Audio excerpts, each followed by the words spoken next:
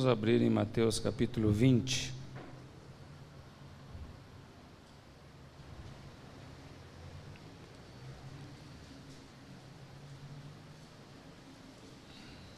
A partir do versículo 20. Mateus 20, a partir do versículo 20. Então se chegou a ele a mulher de Zebedeu com seus filhos, e adorando-o, pediu-lhe um favor. Perguntou-lhe ele: que quereis? Que queres? Ela respondeu: manda que no teu reino esses meus dois filhos se assentem, um à tua direita e outro à tua esquerda. Mas Jesus respondeu: não sabeis o que pedis. Podeis vós beber o cálice que eu estou pronto para beber? Responderam-lhe: podemos. Então lhes disse: bebereis o meu cálice, mas o assentar-se à minha direita e à minha esquerda não me compete concedê-lo. É, porém, para aqueles a quem está preparado por meu Pai. Ora, ouvindo isso, os 10 indignaram-se contra os dois irmãos. Então Jesus, chamando-os, disse: sabeis que os governadores dos povos os dominam e que os maiorais exercem autoridade sobre eles. Não é assim entre vós. Pelo contrário, quem quiser tornar-se grande entre vós, será esse o que vos sirva. E quem quiser ser o primeiro entre vós, será vosso servo. Tal como o Filho do Homem, que não veio para ser servido, mas para servir e dar a sua vida em resgate por muitos. Amém. Que a tua palavra nos abençoe, que a tua palavra, perscrutando os nossos corações, nos leve para perto de ti, Senhor. Há um lugar em que precisamos estar, Senhor, e é sabido isso, a nossa alma tem consciência disso. O lugar que devemos estar é perto de ti, é em ti. E se os nossos louvores, se a palavra do Senhor não atingir os corações de maneira tal que nos leve para perto de ti, então nada valerá. Ela será inútil, ela não prosperará. Mas se no meio dos nossos louvores, e ao ouvir a tua palavra, haverá um coração perto de ti, se houver integridade e sinceridade de coração naquilo que cantamos, naquilo que ouvimos e obedecemos. Leva-nos para perto de ti, através da tua palavra.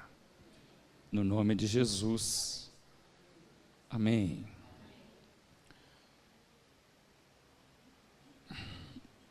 Nós queríamos falar com vocês sobre o valor de ser servo. Tá? Quando eu oro desta maneira, para Deus nos levar para perto dele,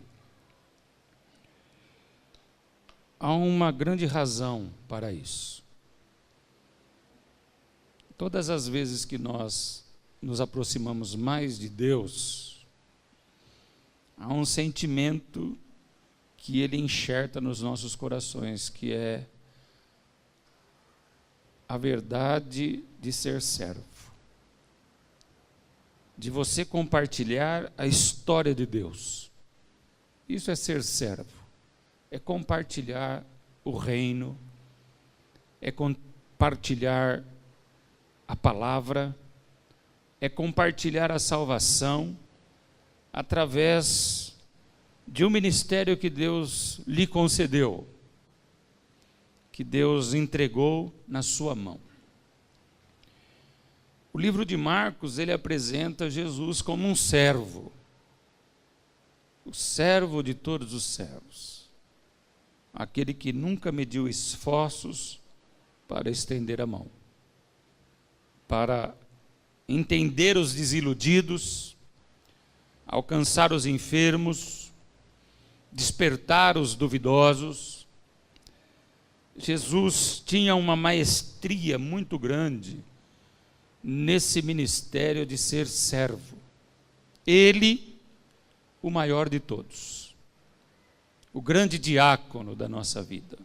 Nós poderíamos dizer que Jesus é um diácono por excelência, né? O seu coração é dado ao amor, o seu coração é dado à misericórdia, o seu coração é dado a se compadecer. Não é raro você ler sobre a vida de Jesus, e em vários textos e em vários momentos, você vai ler sobre Jesus, e se enchendo de íntima compaixão. Cada movimento de Cristo em direção aos homens foram movimentos de íntima compaixão. E isso mostra e prova o quanto ele foi servo. E nós precisamos evidenciar esta verdade, porque nós podemos ser surpreendidos com doutrinas totalmente descompromissadas com esta verdade, aonde, numa grande parte da igreja do Senhor, se busca o bem próprio,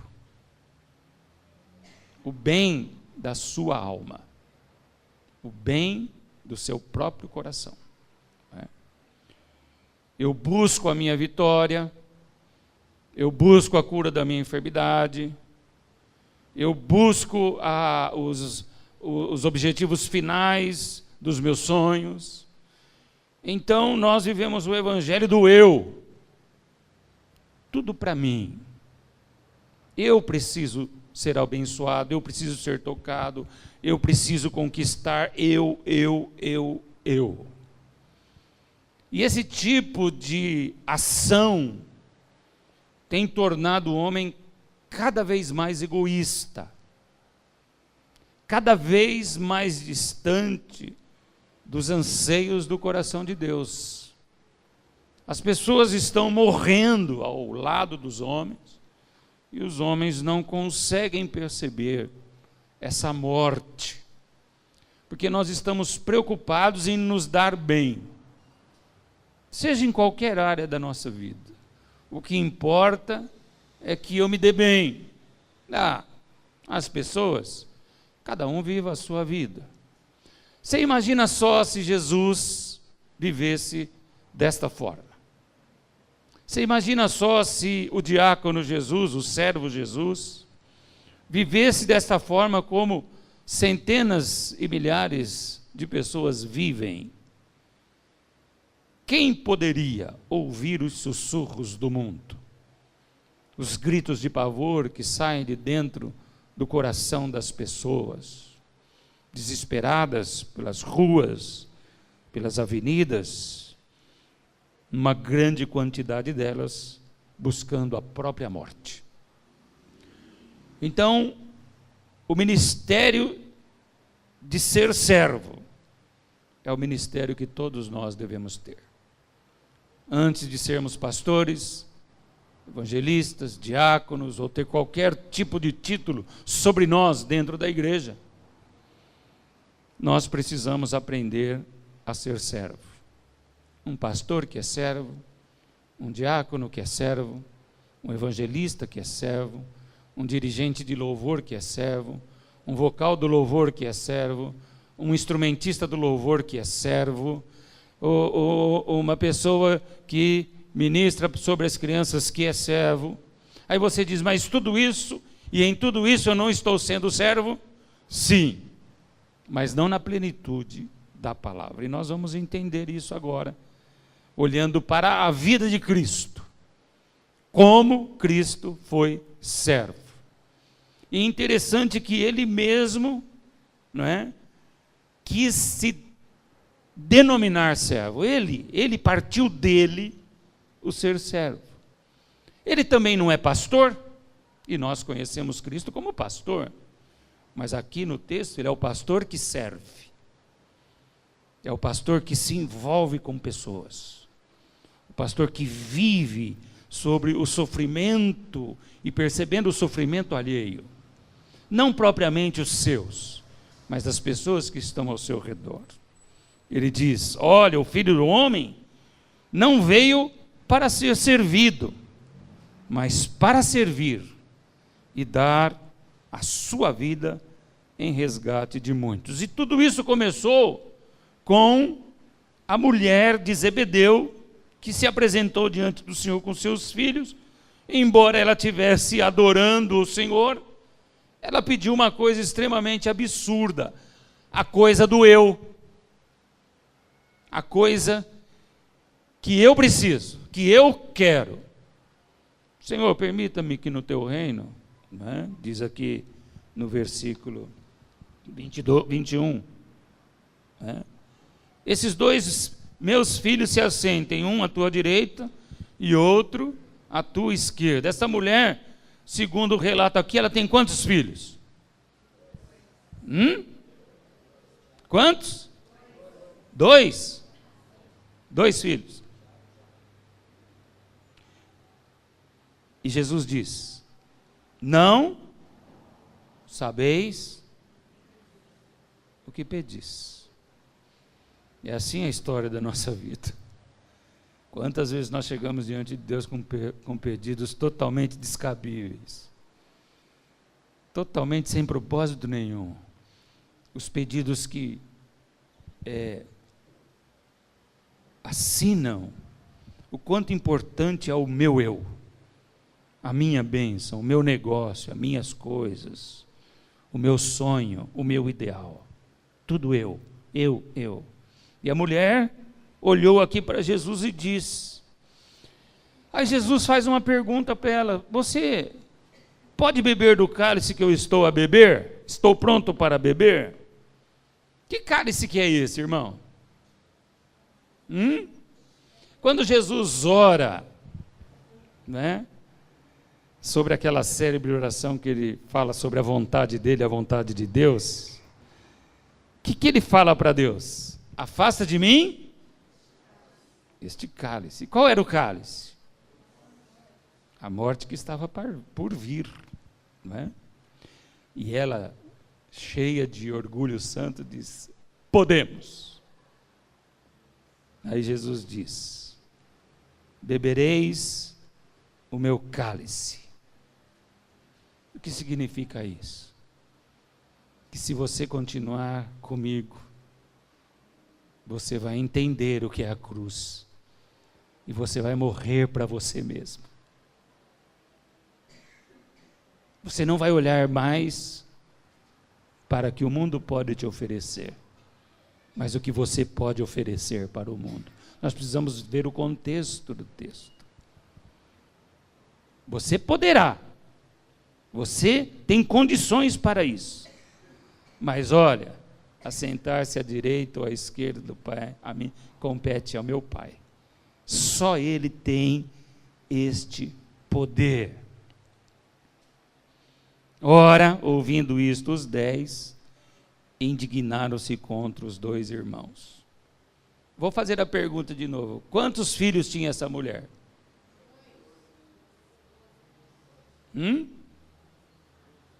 2. Como é que você interpreta esse texto aí? Ouvindo isso, os 10 indignaram-se contra os dois irmãos. Quem são esses 10? Quem é, pastor? Que vinham Isso. Os outros 10, porque eu já vi alguém dizer que ele tinha 12 filhos. E de repente você lê a Bíblia e acha que é 12. Entendeu? Então, são 2 filhos. 2 filhos. Os outros 10 são os discípulos que estavam juntos, que não eram filhos de Zebedeu. Certo? Obrigado, hein, pastor? Tá? Eu estava quase pensando que era 12, viu? 12 filhos, já pensou? A senhora chegou perto, né, mãe? Não, 6 só, né, irmã? Metade. A avó que chegou perto, né? A avó 13, né? Jesus passou. 13. Aquele tempo era assim, fazia de baciada. A Diná que brinca lá em casa e fala assim: puxa vida, depois de 11 anos que o Sérgio tinha nascido, aí veio a Dinéia, né? Ela fala, né? Veio não sei para quê, só para atrapalhar, né? Ela fala assim, né? Tava eu, o Daniel e o Davi, por que tinha que vir mais 3 depois ainda? Aí a Dinéia fica brava com ela, coisas de família, sabe? Aí Jesus chamou os irmãos lá, os outros discípulos, e diz: quem quiser tornar-se grande, seja o que sirva. Quem quer ser o primeiro, seja o servo. Na verdade ele está falando: olhem para mim e sigam o meu exemplo. Eu sou Deus, na verdade, o Senhor dos senhores, o Rei dos reis, Salvador eterno. Eu tenho poder até para perdoar pecados, mas eu não vim para ser servido, eu vim para servir. Como é que Jesus Cristo serve? Olhando para o ministério de Jesus, há algumas maneiras que nós devemos notar de como ele serve. A primeira delas é servindo, proclamando o reino dos céus. E ele fez isso com maestria. E nós podemos subdividir esse ponto em 3 momentos distintos. Na vida de Jesus, ele como servo das Escrituras, ministrando e proclamando o reino. Ele teve 3 públicos, pelo menos 3 públicos diante dele. 3 públicos diferentes. O primeiro deles são aqueles que são denominados na palavra como ímpios.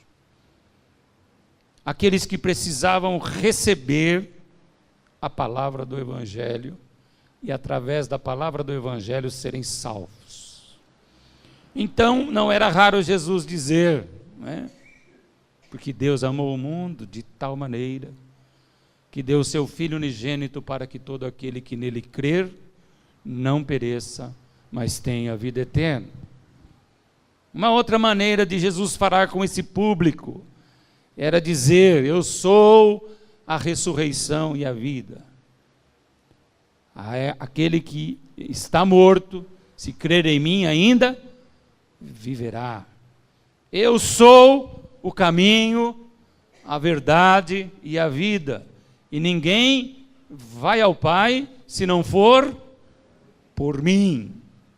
Né? Ele pregava isso para as massas. Né? Ele reunia as massas ao redor dele e proclamava o reino. E o seu cunho de mensagem era salvação. Cristo se especializou em ser servo, falando da salvação. Nós devemos aprender a ser servos, incluindo nas nossas mensagens, incluindo nos nossos louvores, incluindo nas nossas conversas 2 a 2, 3 a 3, 4 a 4, a palavra da salvação. E aí que um servo começa a mostrar o quanto ele é íntimo com Cristo, quando ele tem habilidade para falar da salvação. Você nunca chega para uma pessoa e diz: Cristo é tudo para mim. Você diz o que Cristo é na palavra e que pode de alguma forma tocar e salvar o coração das pessoas. Nunca tudo. Não é? Outro dia eu recebi sabe quando você tem vários amigos e você marca um monte de amigo e joga, né? Eu acho que as pessoas, quando fizerem isso, têm que selecionar o que você vai mandar, porque para um amigo você manda uma coisa. Eu gosto, sabe, de mensagens que me mandam quando são individuais, que a pessoa se lembrou de mim e ela mandou uma mensagem para mim. Quando ela jogou lá, ela nem sabe, na verdade, quem são os amigos. Ela jogou lá e foi para um monte de gente. E eu recebi uma mensagem outro dia sobre Jesus, que dizia: Ele é a porta, porque não sei o quê, Ele é a luz, porque não sei o quê, Ele é a ressurreição, porque não sei o quê, Ele é o caminho, porque não sei o quê, Ele é não sei o quê. Foi umas 20 definições de Jesus. Ela jogou, a pessoa jogou para os seus amigos. Aí, aquela eu fiz questão de responder. Aí eu coloquei para ela assim, para essa pessoa: faltou só 3 pontos fundamentais de quem é Jesus. Ele é Deus, Ele é o Filho de Deus, o único, Ele é Senhor e Salvador. Não estava naquela relação de quem era Jesus. Aí eu percebi que toda aquela relação que tinha sobre Jesus é o Jesus que abençoa. E esses 3 pontos que faltaram é o Jesus que quer ser adorado. É o Jesus que quer ser notado no coração das pessoas. Não é? Então Jesus Cristo aqui, não é? Ele fala com a grande massa, proclamando a salvação. Mas há um outro público, e esse público é um pouco menor do que as grandes massas. Ele se dirige para a religião da época, para todas as religiões da época. E ele combate as heresias dentro dessas religiões. Haviam os saduceus, os fariseus, os herodianos, todos grupos que eram inimigos entre si, mas que Jesus fez por um breve período de tempo se unirem, mesmo nas suas adversidades doutrinárias, para combater Jesus. E esse grupo de pessoas, quando ouvia Jesus falando com as massas, questionava Jesus nos seus posicionamentos. Questionava e queriam pegar sempre Jesus em um erro. Vou dar um exemplo para vocês de como Jesus combatia essas pessoas. Em João capítulo 8, Jesus se depara com os fariseus, e os fariseus, cheios de autoridade, olham para Jesus e dizem assim: nós somos filhos de Abraão. Nós somos filhos de Abraão. E Jesus fala para eles: se vocês fossem filhos de Abraão, vocês iriam me obedecer. Vocês iriam observar o que eu falo. Sabe quem vocês são? Olha só, irmão. Vocês são filhos do diabo. E ele não fala isso para uma massa que está ao seu redor. Porque a massa ele quer salvar. Eu não vim para salvar os justos, eu vim para salvar os pecadores. E Deus está falando com quem tem conhecimento de causa, que se sente orgulhoso de ser filho de Abraão, que dá o dízimo, que dá as ofertas alçadas, que jejua 2 vezes por semana, como aquele fariseu que estava diante do publicano. E Jesus olha para eles e diz o quê? Vocês são filhos do diabo. Quando Jesus olha para o que se opõe ao evangelho da graça, ele serve combatendo essas heresias. Ele serve combatendo tudo que procede do inferno, ainda que tenha cara de justiça. Ainda que tenha cara de misericórdia até. Vocês são filhos do diabo. Tem um outro momento também, que Jesus chega no templo, e estão fazendo um grande comércio dentro do templo. E Jesus os expulsa, literalmente. Esta casa é casa de oração. E chama aquele homem de ladrões e salteadores. Então, no serviço prestado, Cristo combate as heresias. Cristo combate o que não provém do evangelho genuíno que ele está ensinando e ele está pregando. Ele tem cuidado com a massa, com a grande massa, de salvá-los.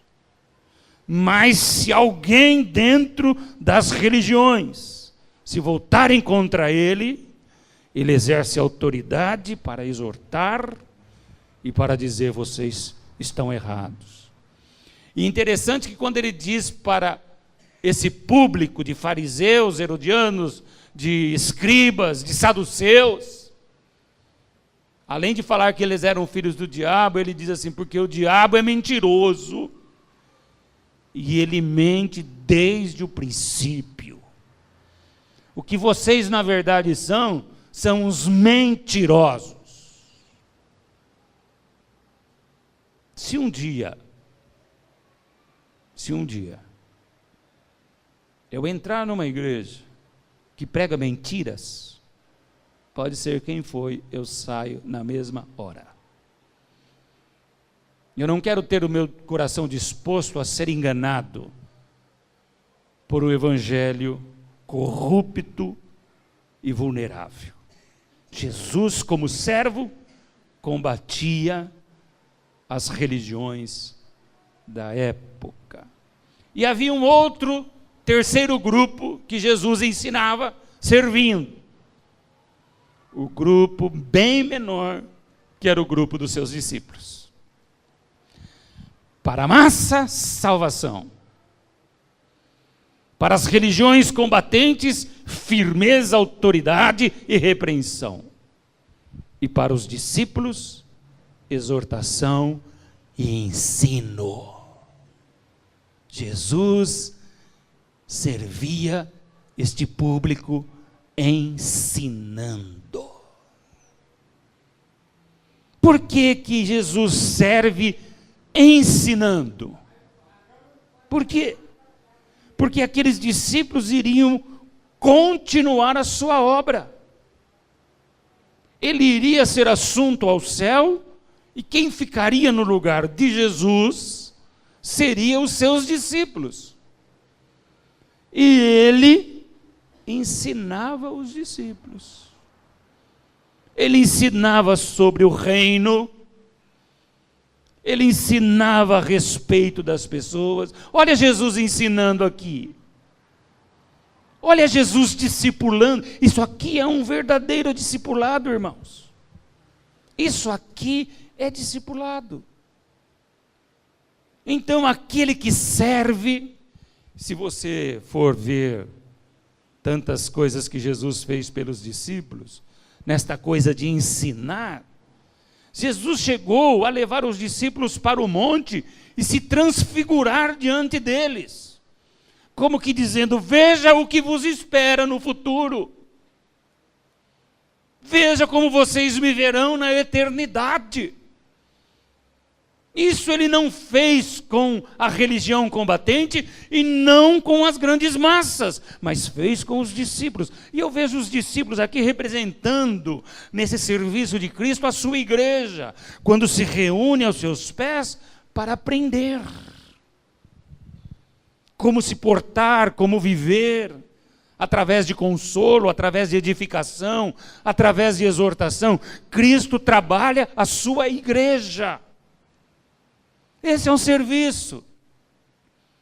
Então, se você pega essas 3 particularidades de Jesus, você vai ver um servo que está atento ao id, às grandes massas, um servo que, apesar de todos os flagelos que o Evangelho pode dar a ele, vai suportar com bravura e com autoridade, vai ministrar a verdade do Evangelho, e nós vamos ver pessoas que se tornaram discipuladoras, porque queriam ser iguais a Jesus dentro da igreja. Eu não sei se vocês viram uma notícia essa semana. Um pastor no Canadá foi preso essa semana, ficou 20 horas preso, porque ele é um pregador de rua. Há mais de 18 anos ele prega na rua. E ele tem uma vasta experiência em pregar na rua para as grandes massas. E ele estava em determinado lugar, ele tem uma equipe, e nesse determinado lugar ele disse: o homossexualismo é pecado. E estava passando uma homossexual do lado. Ela pegou o celular, ligou para a polícia e falou: está tendo um ato de homofobia aqui neste lugar. A polícia foi para lá, pegou aquele homem e falou assim: ele está falando que o homossexualismo é pecado, é homofobia. O senhor falou isso? Eu falei, mas eu não falei como um homofóbico, eu falei por causa da verdade que eu acredito, e que o homem precisa deixar o seu pecado para se converter ao Deus vivo. Aí pegaram ele e prenderam ele. Levaram e prenderam. Houve um movimento muito grande da sua equipe, das pessoas que estavam ao seu redor, que participam da mesma pregação, e foram até o pregador, até o prefeito da cidade, fazendo uma petição para a soltura dele. No fim, acharam que o movimento homofóbico dele foi homofóbico leve, o soltaram e ainda pediram perdão para ele, mas pediram para ele não repetir mais esta frase. E, entrevistando o pastor, falou assim: agora, pastor, o que você vai fazer? Você não vai poder mais falar contra o homossexualismo? Eu vou abrir a minha boca e falar o que Deus me mandar falar. Seja o que me acontecer. Se me prenderem de novo, que me prendam. Se me matarem, que me matem. Mas eu nunca vou fechar a boca em detrimento à palavra do Senhor. Nunca vou me omitir. Deus me chamou para isso. Servo.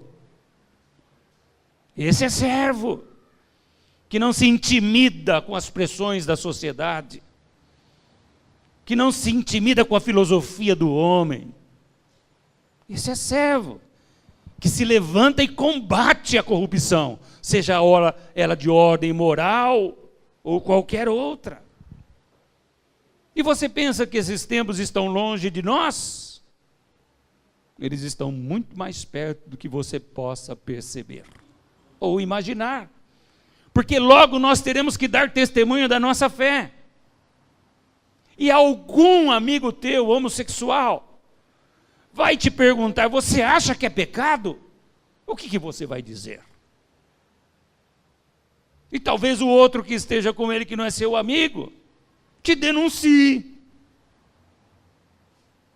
Vai se omitir em dizer para as pessoas que o homossexualismo é pecado? O servo do Senhor não há de permitir nunca que pessoas que foram criadas à imagem e semelhança de Cristo sejam lançadas no inferno por qualquer coisa. Ele vai lutar pelas grandes massas, ele vai lutar contra tudo que se levanta contra Deus, e ele vai se levantar na igreja para ser um discipulador e um ensinador do Evangelho de Cristo, porque depois dele virá outro, e depois do outro ainda um outro. E a história do Evangelho é uma história de delegar sempre autoridade. Sempre. Se eu não discipular e não ensinar outro, o meu trabalho morre em mim. Se eu não proclamar para as massas, a minha salvação morre em mim. E ela não pode morrer em mim, ela tem que prosperar. Vocês entendem esse serviço que Cristo prestou à humanidade e que a igreja deve prestar? Porque ele disse: toda autoridade me foi dada, ide e fazei o mesmo. Então o evangelho se fechou dentro de si mesmo. No pleno século 21, o evangelho que não fala mais da cruz, que não fala mais do sangue derramado, que não fala mais em serviço, e as pessoas estão morrendo por aí, pobres, miseráveis, sem nenhum tipo de esperança no coração, porque nós vivemos o evangelho do eu.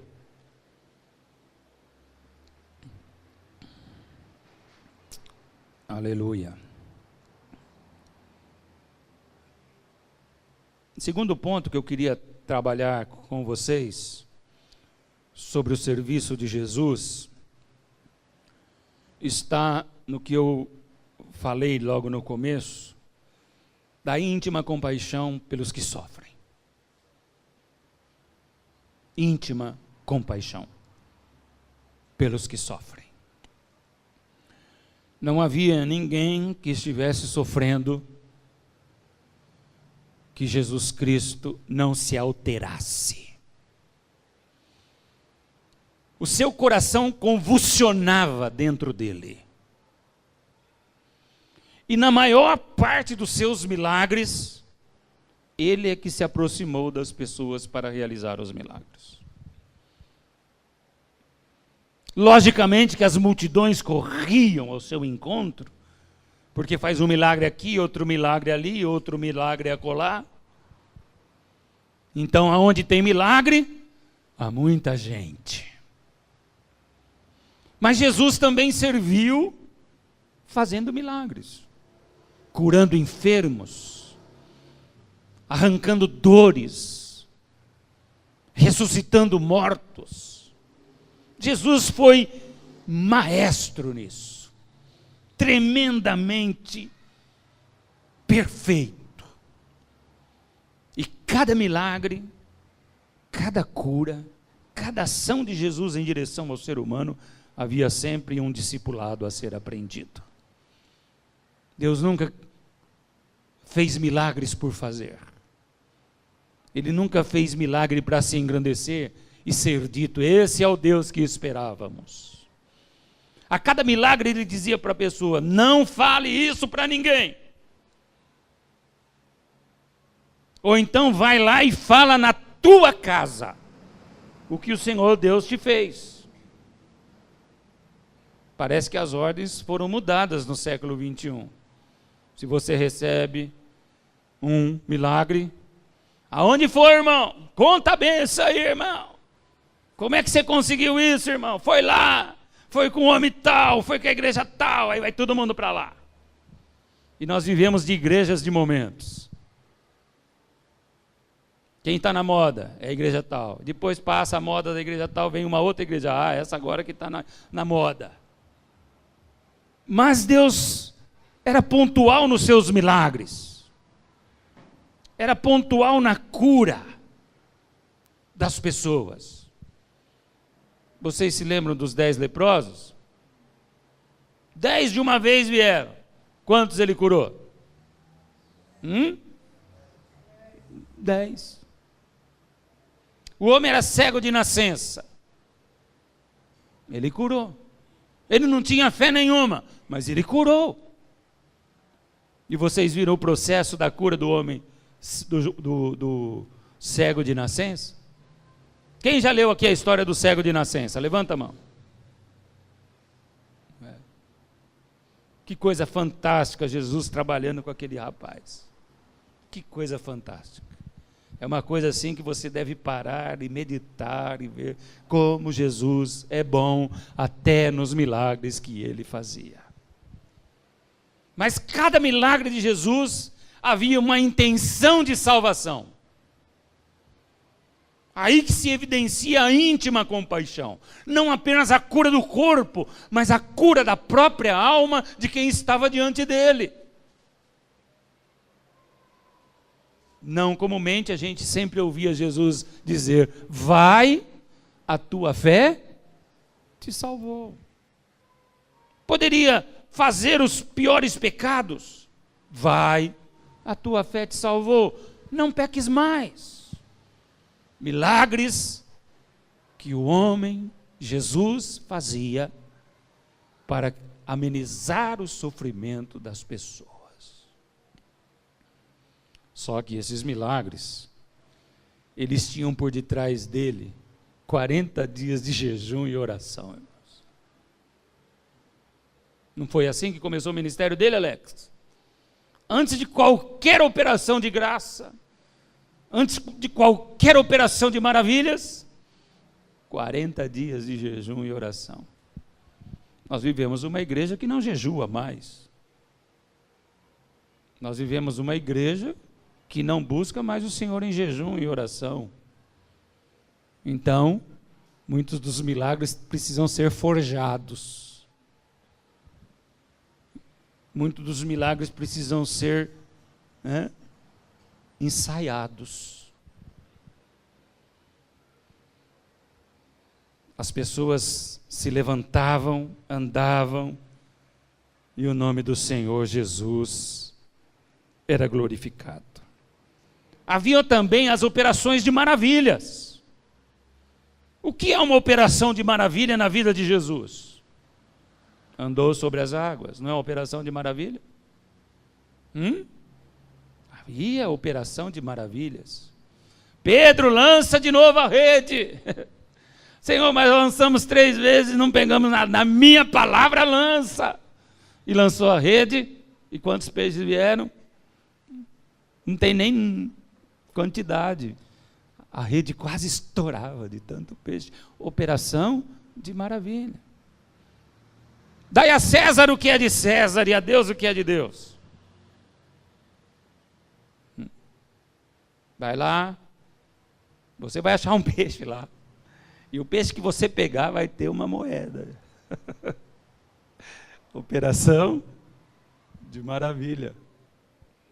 O que é uma operação de maravilha na sua mente, na sua cabeça? Quem é este que até o mar e os ventos lhe obedecem? Operação de maravilhas. Isto acompanhava um homem que delegou para a igreja um serviço de proclamar o reino para as massas, combater as heresias que se levantam contra o reino, formar discipuladores para que a história do evangelho seja ensinada com maestria, e servos que tivessem poder em si mesmo para curar enfermidades e também fazer maravilhas diante dos homens. Mas a igreja do eu bloqueou e cancelou tudo que era favorável a nós como servos. A igreja que procura só o seu bem e não olha para o próximo, bloqueou as grandes virtudes que o evangelho traz para o ser humano proclamar Jesus Cristo, o Filho do Deus vivo. Ora, há quem diga que não existem mais milagres. Deus é o mesmo ontem, hoje e será eternamente. Os milagres nunca vão deixar de existir, porque Deus é eterno. O problema está na nossa maneira de servir, não na maneira de Deus realizar. Está na nossa maneira de servir. E se nós dispormos o coração como o coração de Cristo, até neste lugar haverá milagres. Haverá, porque eu creio num Deus que faz milagres.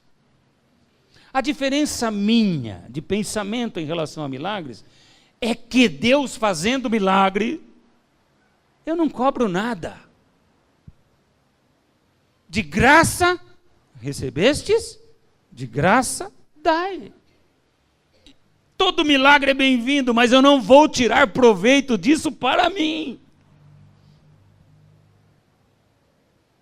Eu não posso excluir Deus do que Ele é. De entre os homens operar sinais e maravilhas. No mundo ocidental, pouco temos visto disso, são como fagulhas. Mas no mundo oriental, onde a palavra é pregada, na janela 1040, entre os povos que não recebem a Cristo, todos os dias tem milagre e todos os dias tem operação de maravilhas. Porque há um serviço de excelência de missionários que deixaram suas próprias vidas, que deixaram o seu ego para trás,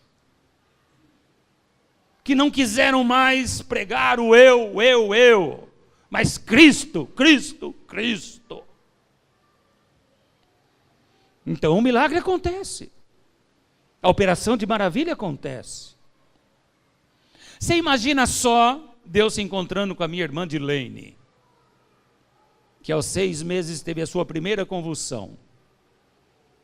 E depois das 2 primeiras convulsões no corpo, teve uma convulsão na mente. Ela ficou parada. E ali começou a atrofiar a mente dela.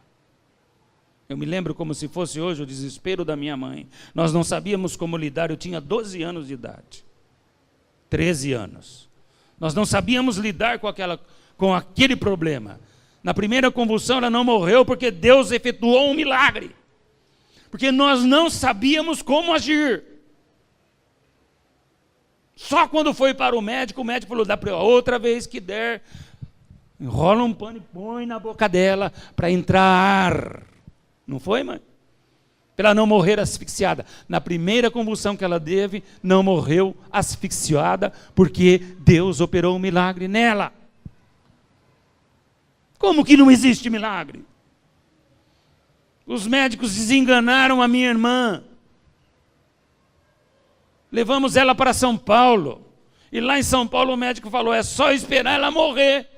Não tem jeito para ela. E Deus operou um milagre na vida dela, e ela está viva até hoje. Existe milagre sim, irmão.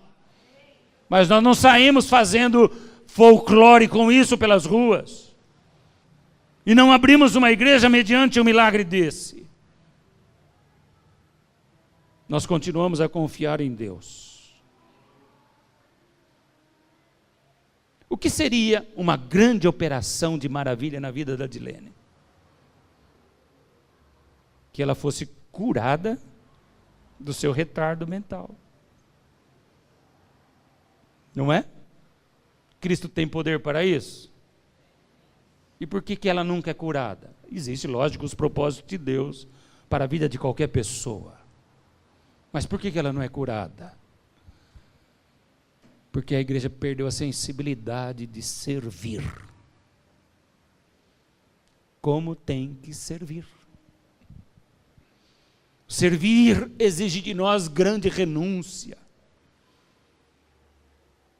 O servir está implícito no contexto das palavras de Jesus. Aquele que quiser vir após mim, olha, eu sou servo, hein?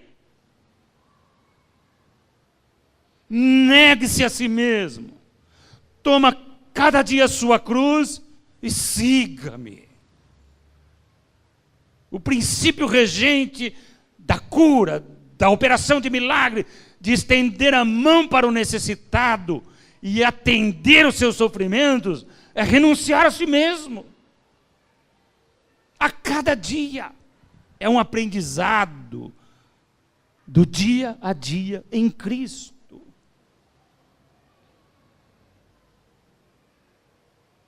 Talvez, se eu tivesse já aprendido a ser servo dessa maneira, a Dilene teria sido curada em sua totalidade. desde que esta cura não ferisse os princípios e os projetos de Deus e a lei de Deus sobre a vida dela.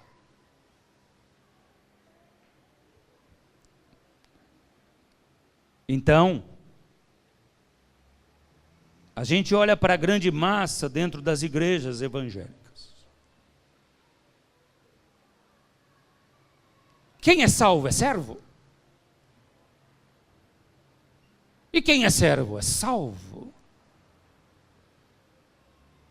São os salvos que são servos? Ou os servos que vão ser salvos? A simples declaração labial de que Jesus é o Senhor é suficiente para eu entrar no céu?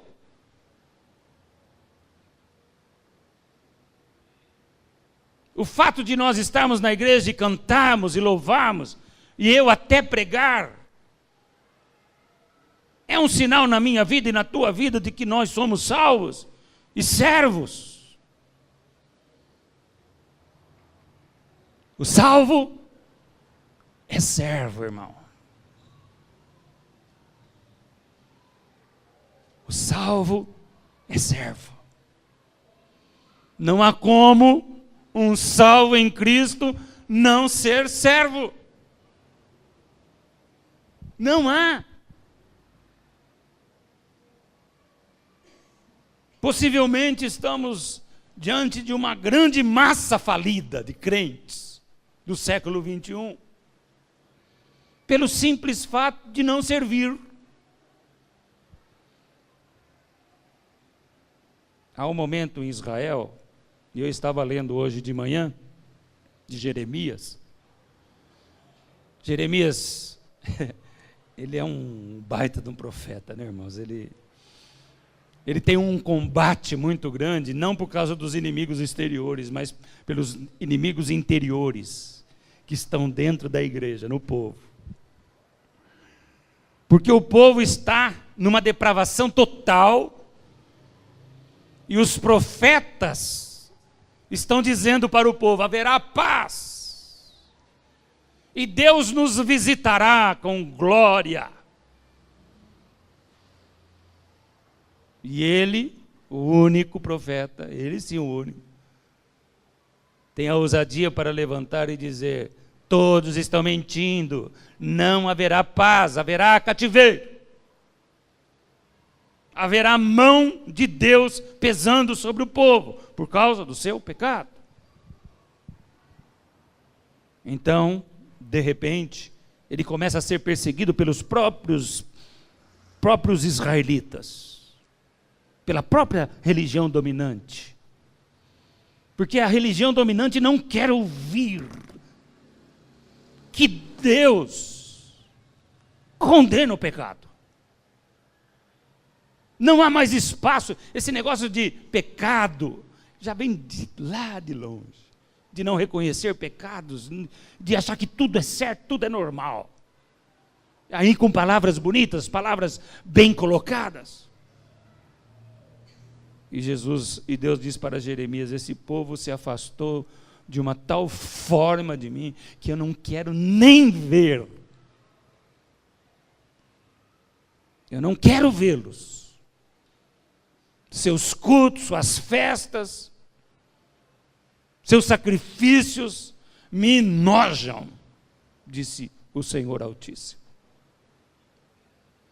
Há algumas questões de quando um pastor pede para a sua igreja ler a Bíblia toda, implícita em conhecimento e verácil de Deus. A personalidade de Deus vista livro após livro, de como Deus age livro após livro. Ninguém manda você tentar ler a Bíblia toda só pelo fato de você ler. Eu li a Bíblia toda. E daí? Eu posso ler a Bíblia toda e não obedecê-la. Jô Soares, desde que eu sei, já leu 5 vezes mais do que ele leu. Mas sempre para contraditar a Bíblia, para fazer piadas com a Bíblia, para fazer quadros humorísticos com a Bíblia. Isso ele foi perfeito. E Jeremias está lá numa luta com Deus. perdoa esse teu povo, Senhor, perdoa esse teu povo. E Deus diz: não vou perdoar. E há uma frase que Deus fala para Jeremias que tocou em mim, eu vou voltar a ela durante essa semana. Eu estava lendo hoje cedo. E Deus fala para Jeremias: Jeremias, eu cansei de ter misericórdia. Você imagina como que o povo estava vivendo? Você já pensou, Deus, eu cansei de ter misericórdia. E depois da primeira intercessão, Deus não atendeu. Na segunda intercessão, Deus não atendeu. E na terceira intercessão de Jeremias, definitivamente Deus não atende Jeremias. O povo está condenado ao exílio. O povo está condenado ao exílio. Eu estou dizendo isso e inseri eu acho que foi de Deus essa leitura, inseri nesta mensagem sobre isso, porque quando ele está descrevendo a questão do ministério de ser servo, ele diz: ele veio não para ser servido, mas para servir, e ele termina o seu pensamento dizendo: e dar a sua vida por resgate de muitos. De muitos. Dar a sua vida em resgate por muitos. Esta é a essência maior do servo Cristo. Veja o verbo, dar. Doou. Eu doei a pregação do Evangelho. Eu doei um combate exaustivo contra as heresias. Eu me doei ensinando. Eu me doei curando. Eu me doei realizando operações de graça e de maravilha. E por fim, como servo, eu me dou, dando a minha própria vida a favor de muitos. Olha a consciência de Cristo, Mônica. É a favor de todos? Ou é a favor de muitos? Não todos. Por que de muitos? E por que não todos? Porque essa eficácia da cruz é para o servo que é salvo. Esse poder da cruz é o poder de salvação para quem segue os seus passos. Não apenas para quem declara que Ele é Salvador. Não para aquele que faz cultos a Ele, ou prega sobre Ele, mas é que em fazendo culto e pregando, é servo, em todo esse contexto que vocês ouviram. Muitos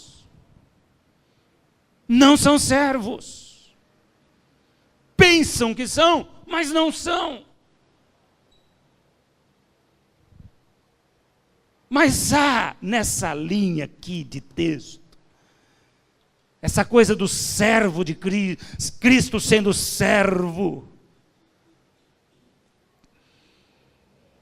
algo que aferrece o coração de Deus. Eu estou cansado de ter misericórdia,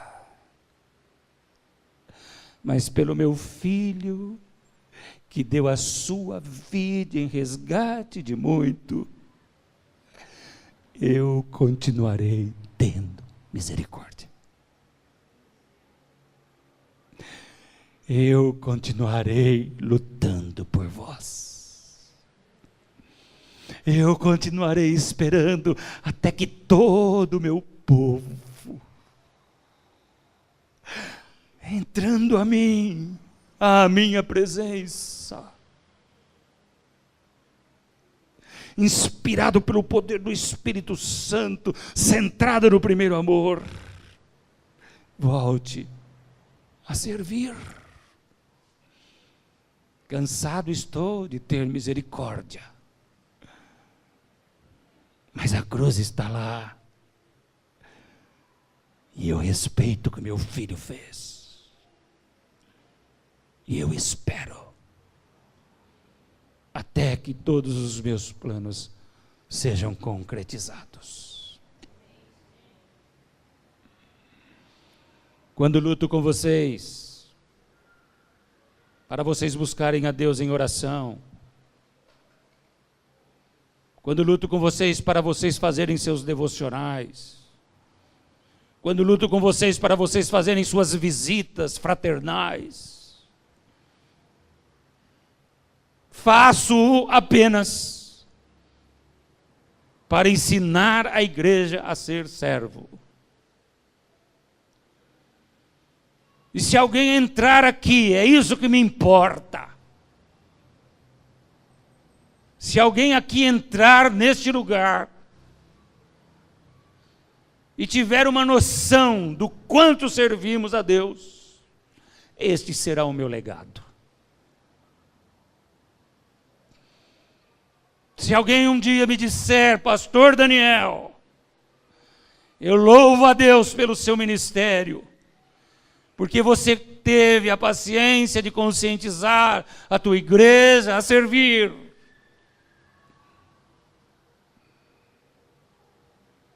Os nossos louvores aqui, o que importam eles se não forem só nós, direto para Deus?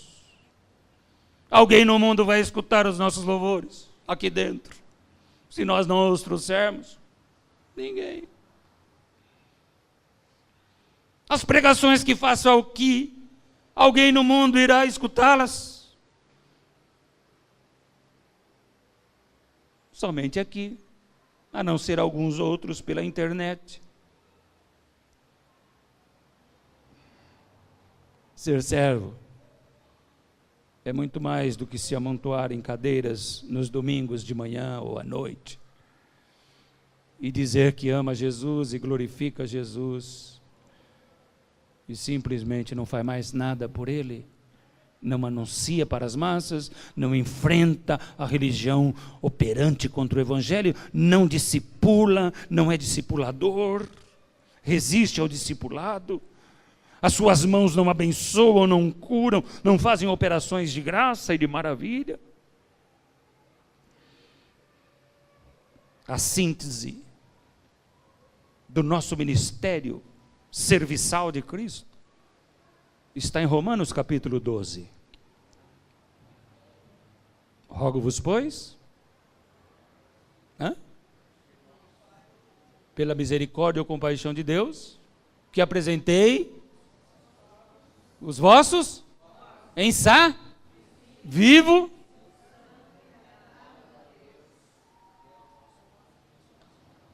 Esse é o culto racional, né, Juninho? E não vos conformeis com este século. Transformai-vos pela renovação da vossa mente, para que possais aprender e a reconhecer qual seja a boa, perfeita e agradável vontade de Deus para vós. Aleluia, Senhor. Queres ser servo? Ou queres apenas ser crente? Porque pode ser só crente. O diabo também é crente. Jesus mesmo falou para os fariseus. Ou queres servir? Querem evidenciar a graça de Cristo e a glória de Cristo. Que Deus faça da Igreja Batista, Vida Abundante, uma igreja de crentes que são servos.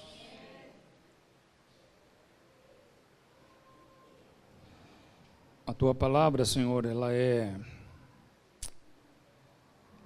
a instrumentalidade, e a única instrumentalidade que me pode fazer um servo fiel.